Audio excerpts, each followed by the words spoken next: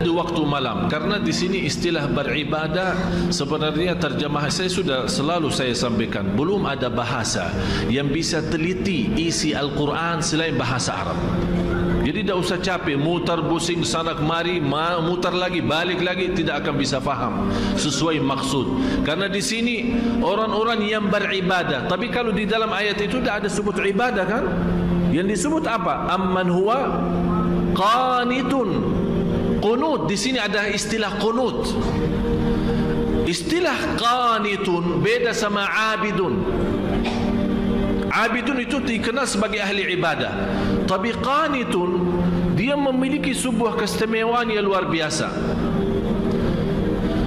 Karena istilah qunut sebagaimana penjelasan Imam Syafi'i, al-qunutu tulul qiyam. Qunut itu lama berdirinya. Dan lama berdiri itu hanya khusus untuk salat tahajud. Kalau bapak ibu yang sudah berangkat umrah bulan puasa, dilihat bagaimana bacanya imam. Mohon maaf, termasuk sekarang sudah termasuk cepat. Karena sudah dilihat kondisi umat sudah mulai malas, akhirnya dikurangi. Padahal waktu saya masih di sekolah SMP, masih SD SMP, dibawa sama orang tua ke Masjid Nabawi, dalam satu malam imamnya khatam 3 juz.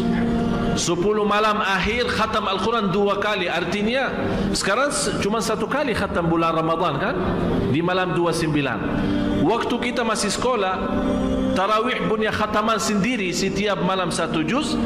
10 malam punya khataman sendiri setiap malam 3 juz. Mulai dari hampir kita mulai salat malam jam 1 hampir mendekati subuh.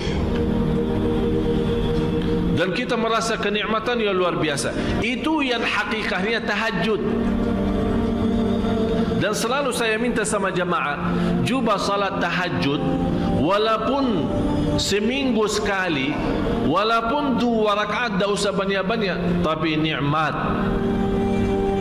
Hayati, rasakan.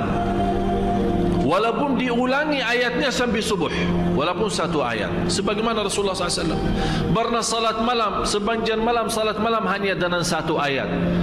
Merasakan ayat itu, menyuntukkan hatinya, sampai Rasulullah SAW menangis. Kata Siti Aisyah, Rasulullah SAW tidak pernah tinggalkan salat malam bagaimanapun keadaannya. Walaupun dia sakit, dia salat malam duduk. Afdalus salati ba'dal faridah qiyamul lail. Salat yang terbaik sesudah fardu qiyamul lail. Dan saya heran, orang punya masalah, bagaimana punya masalah dia masih bisa qiyamul lail? Menurut saya masalah tinggalkan salat malam itu masalah. Tapi selama anda jaga salat malam, wallahi tidak ada masalah. Semuanya bisa beres. Kita hanya duduk. Allah sendiri memuji kita saat malam hari kita tinggalkan tempat yang enak saat tidur, menjauhkan diri dari suami maupun dari istri, mengangkat selimutnya. Allah Maha melihat, dan di situ Allah tunjukkan kepada malaikat, ya malaikati, hei malaikaku, lihat apa yang dilakukan oleh hambaku. Tinggalkan lazatnya tidur, tinggalkan enaknya istirahat untuk hanya mencari ridhaku. Saksikan wahai malaikaku, apapun yang namanya susah tidak ada di dalam hidup orang itu.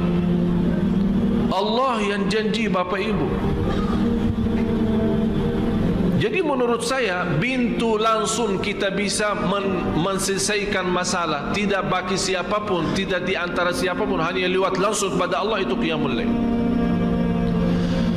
Asahhun nasi abdanan, yang paling sehat tumbuhnya yang jaga salat malam. Yang paling sinar mukanya yang jaga salat malam. Yang paling suci batinnya yang jaga salat malam. Yang paling berkah ucapannya yang jaga salat malam. Yang paling mulia perbuatannya yang jaga salat malam.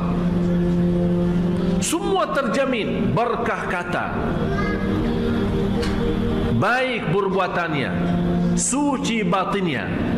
Malah dari sisi salat malam, karena terisi ketakutan kepada Allah, dan ketakutan yang terisi kalbu, terbakar namanya syahwat. dan isi ketakutan dalam hati kita saat salat malam, karena yang membuat kita salat malam. Mungkin ada di sini ayat amman huwa qanitun ana al-laili sajidan, bersujud dan Ustaz berdiri, bersujud dan berdiri. Kenapa disebut di sini sujud dan berdiri? Tahu kenapa Bapak Ibu? Saat bersujud kita tunjukkan rendah hati. Saat bersujud walaupun namanya muka, kalau kita tuntut kepada selain Allah terasa terhina. Tapi kalau kita bersujud untuk Allah terasa bangga. Saat berdiri terasa lembut hati. Bagaimana terasa lembut hati? Karena saat berdiri diajurkan, saat kita berdiri kan mata kita kan tambah sujud, sampai tidak berani menangkat mata melihat ke atas, seolah-olah kita merasa sudah Allah di hadapan kita, malah kita malu karena masih muka kita, mata kita, mulut kita masih tercampur banyak dosa dan maksiat. Kita malu menangkat. Ini yang membuat kehadiran kalbu dan fikiran saat itu merubahkan qiyam itu istimewa, sampai Allah menikmati saat kita berdiri.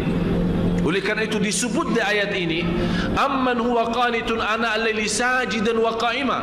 Bapak Ibu, kenapa di sini didahulukan kata sajidan, bersujud dan berdiri, padahal kita tahu sama-sama berdiri kan sebelum sujud kan?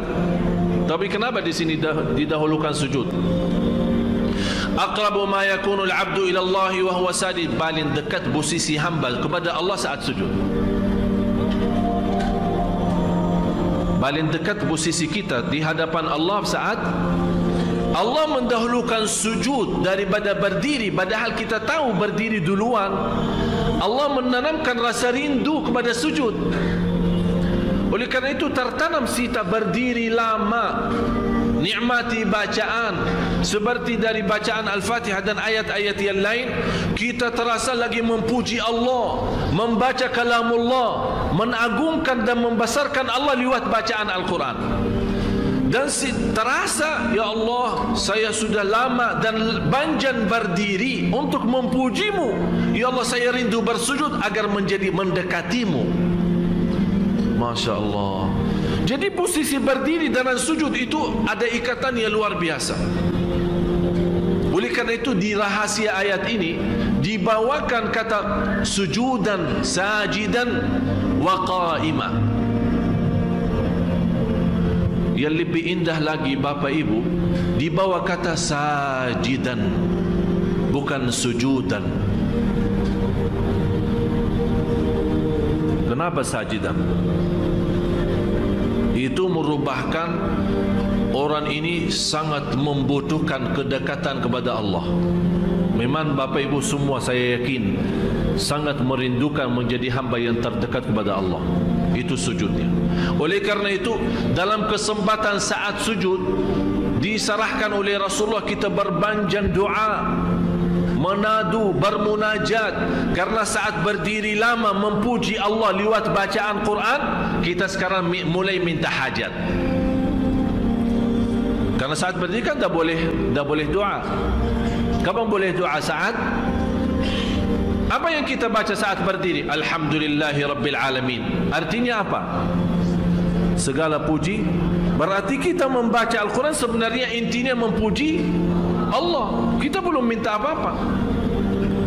Cuba bayangkan kalau ada seorang manusia mulia atau orang kaya, kita duduk di hadapan dia atau berdiri di hadapan dia, kita 1 jam puji dia di depan ribuan orang. Habis kita selesai puji dia, kita minta hajat. Kira-kira ditolak enggak? Diterima. Saya pernah melihat ada seorang bawa kata syair memuji seorang raja di Arab. Sampai dibawa kata-kata, sampai terus terang saja saya tersentuh hati saya. Padahal dibawa kata-kata, barangkali kalau kita kasih ke Nabi masih mending daripada manusia. Luar biasa pujiannya kepada raja. Sambil raja sendiri sudah merasa dirinya kagum, sudah tidak bisa bertahan saking pujiannya tinggi. Habis itu belum dia selesai bacaannya, sudah berhenti. Kamu mau apa? Saking senang, saking terbuka hatinya seorang raja, belum selesai orang memujinya, dia malah, udah, kamu mau apa? Selesaikan. Ini Bapak Ibu manusia yang masih terisi kotoran, yang masih terisi dosa, yang masih terisi riya, yang masih terisi nifak, yang masih terisi bermacam-macam maksiat, dosa besar maupun kecil. Kalau kita puji dia, dia tetap tersentuh, terbuka hatinya, dia lupakan segalanya dan dia bantu. Musuh, kata Allah, musuh saja bisa menjadi kawan dan teman, menjadi orang teman dekat dengan kita dengan ucapan yang baik, puji. Apalagi Maha Zat yang agung, Zat yang mulia, yang maha suci, yang maha segala-galanya. Kalau kita puji, bagi Allah tidak mungkin mengecewakan hamba yang saat itu dipuji. Oleh kerana itu istilahnya saat kita berdiri memuji Allah lewat bacaan, termasuk bacaan Al-Fatihah dan ayat-ayat yang lainnya, karena kita termasuk orang-orang, ya Allah, walaupun saya tidak pantas membaca kitab-Mu, karena lidah ini yang membaca kitab-Mu masih banyak mengucapkan kata-kata yang kotor dan dusta. Ya Allah, saya tidak pantas membaca kitab-Mu, karena lidah ini sudah banyak berkata-kata bohong dan mencaci maki orang. Ya Allah, saya tidak pantas diberikan kemudahan membaca kitab-Mu, karena lidah ini sudah terlanjur mencaci dan membuka aib orang. Tapi di saat itu kita rasakan saat berdiri dan diberikan oleh Allah kelancaran lidah membaca kitab-Nya dan memujinya, itulah Allah memberikan pendahuluan agar saat kita sujud seolah-olah Allah bertanya, kamu mau apa lagi? Apa yang kamu butuh? Apa yang kamu perlu? Kalau belum kita puas dari sujud pertama, ini hikmahnya ada 2 kali sujud. Belum puas, ada yang tertinggal. Memang kadang-kadang syaitan menggoda kita, hajat-hajat bisa tertinggal, ada yang lupa. Begitu kita berdiri, ingat saat di antara sujud, masih ada kesempatan lagi, sujud lagi. Allah Maha Besar, Allah Maha Agung, Allah Maha Mulia. Sungguh kita mulia kalau kita betul-betul bisa menikmati yang namanya sujud. Kata seorang salih, wallahi kalau bukan ada sujud di dunia, saya tidak bisa menikmati yang namanya dunia.